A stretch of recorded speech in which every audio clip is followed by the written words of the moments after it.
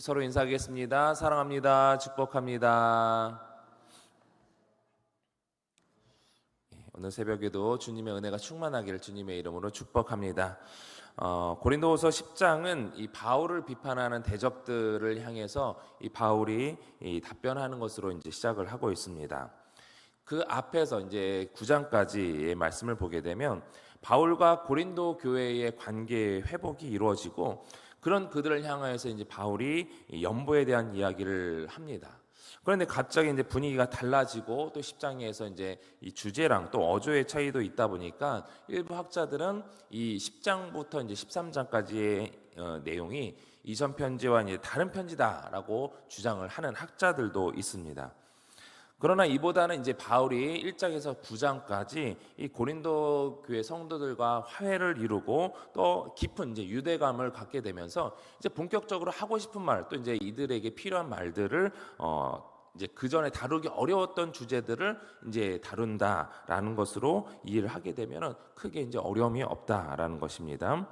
그래서 이제 10장에서 13장에서 이 바울은 이 고린도 교회에 있는 자신의 대적자들과 또 그 지지자들을 이제 그들에게 경고하고 또 꾸짖는 내용으로 이루어지고 있습니다. 오늘 본문 1절에서 2절을 보게 되면 바울이 이 고린도 교회 성도들 가운데 떠들고 있었던 자신의 어떤 이제 잘못된 평가, 잘못된 소문 이에 대해서 이제 언급을 하고 있는데 먼저 우리 1절을 다시 한번 읽어보도록 하겠습니다. 시작. 너희를 대면하면 유순하고 떠나 있으면 너희에 대하여 담대한 나 바울은 이제 그리스도의 온유와 관용으로 친히 너희를 권하고 아멘.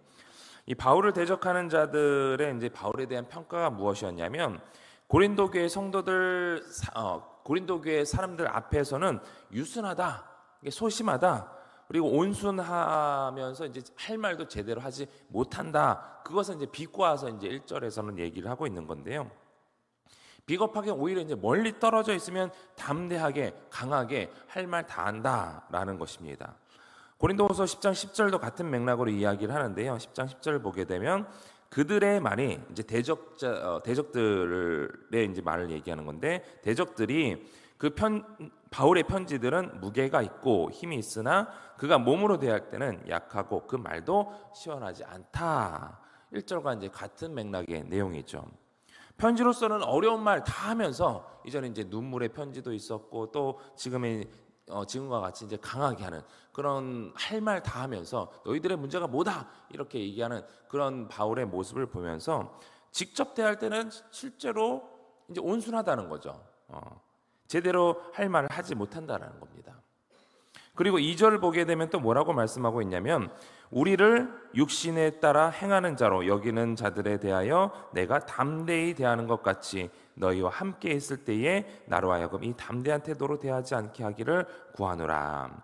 이 바울 일행을 육신에 따라 행하는 자다라고 얘기를 한다라는 것입니다. 육신의 생각대로 육신을 따라 살아가는 이 바울의 일행이라고 얘기를 하는데 여기에 대해서 이 바울은 자신을 그렇게 생각하는 대적들을 향해서 내가 담대하게 강경하게 대응할 것이다 라고 말하는 것입니다. 그러나 바울이 그런 모습을 강경하게 너희들을 대하지 않도록 너희들이 오해를 갖지 않았으면 좋겠다라고 말하고 있는 것이죠. 계속해서 너희들이 나에 대해서 오해를 갖고 있다라고 하면 나는 너희들에게 강경하게 대응할 수밖에 없다라는 거예요. 그러니까 대적들의 말에 넘어가지 말아라. 대적들 일부는 그럴 수 있다 치지만 그들에 의해서 동조되는 이 고린도 교회 중에서 그 대적들의 말에 동조되는 사람들이 없었으면 좋겠다. 그래서 내가 너희들에게 강경하게 대응하지 않았으면 좋겠다라고 얘기를 하는 겁니다. 그리고 바울은 이어서 이제 육신에 따라 행한다라고 말하는 이 바울을 그렇게 평가하는 대적들의 비판에 대해서 이렇게 말합니다. 3절입니다. 우리가 육체에 있어 행하나 육체대로 싸우지 아니하노니. 바울 역시 육신 안에 있는 사람이지만 내가 육신을 따라 행동하지는 않는다. 너희들의 평가처럼 내가 그렇게 살지 않았다라는 거예요. 바울뿐만 아니라 우리 모든 사람은 육신을 지녔죠. 그러나 육체의 생각대로 사는 것은 그리스도인들의 바른 모습은 아닙니다. 오히려 이 바울을 대적하는 자들이 육체대로 행하며 이런 육체의 생각대로 바울을 평가하는 것입니다. 바울의 외모, 이 이후에 이제 말씀을 보게 되면 바울의 외모를 지적하고요. 이 여기서도 방금 읽었던 말씀처럼 바울, 너 말하는 거 보니까 뭐 이렇게 시원찮냐라고 하면서 바울을 이제 외모적으로 평가를 하는 것이죠. 외적인 것으로 평가를 하는 겁니다. 그러면서 이 대적들은 이 사람들의 칭찬에 의해서 높아지고 낮아지고 이런 것을 주목하고 있습니다. 그러니까 이 대적들은 본인들이 바울이 육체대로 따라 살아가고 있다라고 평가를 하면서 자신들이 오히려 육체대로 살고 있다라는 것이죠. 바울은 계속 그의 인생이 계속 하나님께 어떻게 하면 내가 인정받을 수 있을까, 그렇게 하면서 고난도 받고 어떤 핍박도 받고 해왔던 것인데, 이 대적들은 오히려 사람들에 의해서 내가 어떻게 평가받고 있느냐라고 사람들의 인정을 받으려고 한다라는 것입니다. 그래서 이 대적들이 이 바울을 평가하는 모습을 보게 된다고 하면 한편으로는 어쩌면 우리가 이런 모습으로 살아가고 있지 않는가라는 것을 한번 묵상해 볼 필요가 있을 것 같습니다. 우리가 사람들을 대할 때 나의 우선순위는 무엇이냐라는 것이죠. 그 사람의 정말 내면을 보느냐, 영적인 부분을 보느냐, 이것이 아니라 우리의 세상 사람들과 똑같이 외적인 것을 보고 우리가 판단하지 않느냐라는 것입니다. 일반적으로 우리가 외모를 먼저 보게 되죠. 그 사람의 얼굴이라든지 또 키라든지, 그리고 그 사람의 어떤 스타일, 옷을 잘 입느냐 못 입느냐, 몸매를 보기도 하고 체형을 보기도 하고요. 또 그 사람의 어떤 언변을 본다라고 하면은 실력이나 어떤 전문성, 어떤 전문성이 있느냐, 직업적으로 어떤 뛰어난 사람이냐, 명성을 보기도 하죠. 가문이나 학력, 출신, 혈통, 지연, 학연, 혈연, 이런 것들을 우리는 보게 됩니다. 인간적으로 안 볼 수 없죠. 근데 그걸로 인해서 우리가 그 사람에 대한 평가를 다 한다라고 한다면 우리는 세상 사람들이나 별반 차이 없는 것이죠. 근데 이러한 기준으로 우리가 다른 사람들을 평가한다라는 것은 한편으로 나 역시 나 자신을 그렇게 세상적인 기준으로 판단한다는 겁니다. 평가를 한다라는 것이죠. 하나님의 기준이 아닌 세상의 그 기준으로 나를 평가하다 보니까 우리의 가치관이, 자존감이 높을까요, 낮을까요? 낮아질 수밖에 없어요. 세상적인 기준에서 본다라고 한다면 우리는 다른 사람들, 세상적인 기준이 이게 많이 높아졌잖아요. 그리고 이제 TV나 이런 것들을 보게 되면 그래도 저 정도는 돼야 되지 않을까라고 우리가 일반적으로 생각하게 되는데, 그거는 일부의 이야기거든요. 근데 세상의 어떤 그런 미디어나 이런 걸로 인해서 그런 가치관들이 계속 높아지면 높아졌지 낮아지지는 않습니다. 그러니까 그런 기준으로 똑같이 나를 바라보다 보면은 다른 사람들은 기준에 어느 정도 그래도 한 10억은 있어야 좀 살고 있다라고 얘기하지 않겠어라고 하는데 10억 있는 사람이 얼마나 많이 있습니까? 그러니까 내가 10억이 없다라고 한다면 이보다 좀 높나요, 요새는? 한 20억 돼야 되나요? 그 정도 안 된다라고 한다면 나는 그것 10억도 없어, 1억도 없어. 내 외모를 보니까 미디어에 나온 사람들은 훤칠하고 남자 같은 경우는 얼굴도 조그맣고 키도 한 180 이상 돼야 남자 같고, 이러니까 우리의 눈만 높아지는 것 아니겠습니까? 저도 180이 조금 안 되는데 네. 눈만 높아지는 거예요, 눈만. 자존감이 낮아지고 열등감이 이제 사라지기 쉽습니다. 그러나 우리는 기억해야 될 것이 우리 안에 하나님의 형상이 있다는 거예요. 하나님의 형상이. 하나님께서는 그런 우리를 보시고 우리를 높이시고 우리를 사랑하시는 거지. 너 180도 안 되니? 너 10억도 없니? 응? 너 품성이 그따위니? 이래서 우리를 평가하신다고 한다면 이 자리에 있는 사람이 아무도 없죠. 아무도 없습니다. 우리의 있는 모습 그대로를 위해서 예수님께서 십자가에 달려 돌아가시고 또 우리를 위해서 부활하신 주님이심을 믿으시기 바랍니다. 그럼 우리를 주님께서 사랑하시는 거예요. 그렇기 때문에 우리 역시 형제의 또 자매의 모습 속에 보이는 찬양처럼 하나님의 형상을 보고 그 사람을 축복하고 그 사람을 사랑할 수 있어야 될 줄 믿습니다. 예수님을 믿는 사람이라면 어떤 사람이든 내가 속한 공동체에 함께 어울릴 수 있도록 품고 사랑하고 또 도와주는 것, 이것이 그리스도인의 진정한 모습입니다. 주변에 보면요, 이런 상처 때문에 교회 나오지 못하는 분들이 의외로 많이 있습니다. 장결자들 얘기 들어보면요, 겉으로는 다 이유를 다 이야기하지 않습니다. 교회가 어떻고 저렇고 이야기하지 않고 그냥 가기 싫어요. 뭐 마음이 좀 그래요. 하면서 얘기를 하지만 실상으로 깊이 대화를 하고 또 신방을 하다 보면요, 그 사람들 가운데 이런 교회에 대한 상처가 있는 거예요. 교회도 똑같더라. 교회도 세상 사람들과 똑같이 나를 바라보더라, 그러는 것이죠.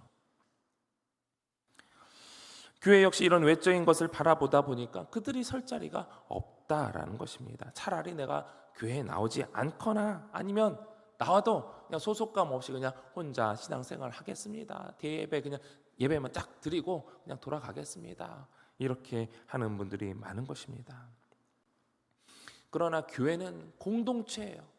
예수 그리스도를 머리로 한 그 주님의 몸입니다.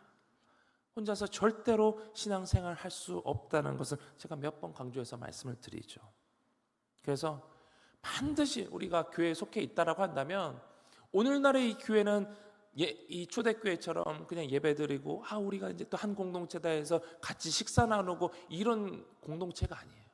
너무나 이제 규모가 커지다 보니까 작은 이 셀 모임에 속해서 셀 모임에 속해야만 진정한 성도의 교제가 다운 이제 교제를 나눌 수 있기 때문에 꼭 이 셀에 이제 속하셔야 된다라고 제가 이제 강조를 드리죠. 같은 연령대든 같은 관심사를 가지고 있는 모임이든 교회에서 안 해주면 내가 일부러라도 그걸 모아서 사람들을 모아서 우리 이렇게 하겠습니다라고 해가지고 그곳 가운데서 영적인 교제가 이루어지고 또 어떤 친교도 일어나고 이래야 그런 영적인 교제가 나누어져야 내 아픔도 드러나고 또 그것이 그 공동체 속에서 치유가 되고 또 기도를 할 수 있는 거고 그렇게 세워져야 작은 셀들이 세워져야 이 전체 그 모임이 또 건강하게 성장할 수 있는 것입니다. 이런 거룩한 또 하나님께서 기뻐하시는 건강한 공동체가 될 수 있기를 주님의 이름으로 축원합니다. 사단은요 계속해서 이런 우리의 인간적인 모습을 가지고 우리를 유혹하고요 또 그것으로 우리를 무너뜨리려고 합니다. 육체의 연약함은 공격한다라는 것이죠. 그래서 이 대적들, 바울을 대적하는 자들도 똑같이 이렇게 바울을 대적하는 것입니다. 그래서 그들에게 바울이 담대하게 싸우는 방법은 그들과 똑같이 나도 똑같이 너희들 외적으로 공격할 거야. 너희들 그거밖에 안 되니라고 하는 것이 아니라 육체대로 싸우는 것이 아니라 4절 말씀처럼 이렇게 고백을 하는 것이죠. 시작. 우리의 싸우는 무기는 육신에 속한 것이 아니요 오직 어떤 견고한 진도 무너뜨리는 하나님의 능력이라 모든 이론을 무너뜨리며 바울의 무기는 육체에 속하는 것이 아니라 하나님의 능력이다. 마귀의 요새라도 파괴할 수 있는 아주 강력한 무기. 하나님을 향한 믿음이요 하나님의 말씀이요 그리고 예수 그리스도의 온유한 성품과 사랑. 이것이 우리의 무기가 되어야 할 줄 믿습니다. 고린도전서 2장 4절 5절 말씀입니다. 시작. 내 말과 내 전도함이 설득력 있는 지혜의 말로 하지 아니하고 다만 성령의 나타남과 능력으로 하여 너희 믿음이 사람의 지혜에 있지 아니하고 다만 하나님의 능력에 있게 하려 하였노라. 아멘. 말로 이 바울이 전도할 때도 마찬가지였습니다. 설득력 있는 지혜의 말로 한 것이 아니라 성령의 나타남과 능력으로 했습니다. 사람의 지혜에 의존한 것이 아니라 하나님의 능력에 있게 했기 때문에 바울은 그렇게 자신의 사역을 지속시킬 수 있었던 것입니다. 하나님을 향한 분명한 믿음, 분명한 말씀, 그리고 예수 그리스도의 사랑으로 한 영혼을 품을 때 사탄의 모든 권세가 무너지고 구원받는 역사가 나타날 줄 믿으시기 바랍니다. 바울이 이런 하나님의 무기를 가지고 대적자들을 대하는 이유가 무엇입니까? 이 대적들이 이 바울의 외모를 비하하죠. 그래서 이제 바울이 감히 내 외모를 비하해? 라고 하면서 하나님의 능력으로 저들을 자신 앞에 무릎을 꿇게 하려고 하는 것이 아니라, 바울 앞이 아니라 예수 그리스도 앞에 무릎 꿇게 하고 예수 그리스도에게 복종시키기 위해서 바울은 하나님의 능력으로 대하는 것입니다. 예수 그리스도를 믿는다고 하는 사람들 중에 자신이 가지고 있는 그 권세로, 능력으로 사람들을 자신 앞에 꿇게 하려고 하는 사람들이 간혹 있습니다. 간혹. 본문에서 말하는 대적자들도 어떻게 보면 그런 부류의 사람일 것입니다. 그들은 바울 일행을 대적하면서 이 바울 일행을 자신 앞에 무릎 꿇히려고 하는 것이죠. 사람들은 다 자신들을 보는데 대적자들 입장에서 사람들이 다 자기를 이렇게 높여주고 어떤 이유에서인지 그렇게 하는데 바울 일행만큼은 그러지 않는 거예요. 그러니까 자신 앞에 그 외모를 비하해서든 사람들 동조해서라도 바울을 자신 앞에 꿇히려고 하는 그런 모습을 우리가 볼 수가 있는데, 우리를 대적하는 사람들이 있다라고 한다면 우리는 똑같이 그들과 그래 나도 똑같이 너희들 내 무릎 앞에 꿇혀야지 이렇게 하는 것이 아니라 하나님의 무기로 그들을 예수 그리스도 앞에 꿇게 만들 수 있어야 합니다. 그렇게 하는 것이 진정한 그리스도인이요 진정한 승자인 줄 믿습니다. 6절 말씀을 보게 되면 너희의 복종이 온전히 될 때에 모든 복종하지 않는 것을 벌하려고 준비하는 중에 있노라. 이 말씀을 보면 이 고린도 교인들 중에 바울의 겉면에 복종하지 않는 사람들이 있었던 것으로 보입니다. 한편으로는 잘못 이해하면 바울도 역시 내 말에 복종해야지 이렇게 하는 것으로 오해할 수 있는데, 바울은 내 말이 아니라 하나님의 말씀에, 하나님의 능력에 복종해야지. 교회가 하나님 말씀에 온전히 서야지 그 대적자들의 말에 휘둘리면 되겠느냐라는 것입니다. 그래서 대적자들이 이 비본질적인 요소로 이 바울의 권위를 무너뜨리려고 할 때, 그래서 이 바울의 순수한 그 선교의 열정을 왜곡시켰는데, 그런 것에 이제 동조돼서 넘어갔던 사람들이 있었던 것이죠. 그래서 바울은 다시 그들이 돌아서기를 권면하면서 거짓 사도들이나 또 끝까지 그들에게 동조하는 교인들을 향해서 그들을 강경하게 처벌할 생각도 가지고 있습니다.